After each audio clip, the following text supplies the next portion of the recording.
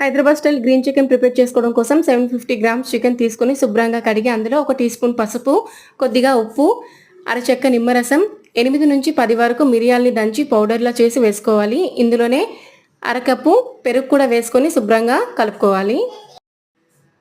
ఇప్పుడు ఒక మిక్సీ జార్లో 3 పెద్ద ఉల్లిపాయలు, 2 ఇంచు అల్లం, అలానే 8 నుంచి 9 వరకు వెల్లుల్లి, 7 నుంచి 8 పచ్చిమిర్చి, 1 టేబుల్ స్పూన్ జీడిపప్పు, కొద్దిగా పుదీనా, కొత్తిమీర, అలానే కొద్దిగా చిన్న కొబ్బరి ముక్క కూడా వేసుకొని మెత్తగా గ్రైండ్ చేసుకోవాలి.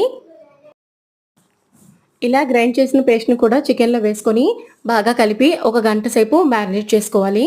ఇప్పుడు కడాయిలో 5 టేబుల్ స్పూన్ వరకు ఆయిల్ వేసుకొని అందులో 1 టీ స్పూన్ షాజీరా, ఇలాచి, అనాస్ పువ్వు, దాల్చిన చెక్క, కొద్దిగా సోంపు కూడా వేసుకొని మ్యారినేట్ చేసి ఉంచుకున్న చికెన్ వేసుకొని ఒక 5 నిమిషాల పాటు హై ఫ్లేమ్ మీద కుక్ చేసుకోవాలి. ఇప్పుడు చికెన్లోని వాటర్ అంతా ఇలా బయటకు వస్తుంది.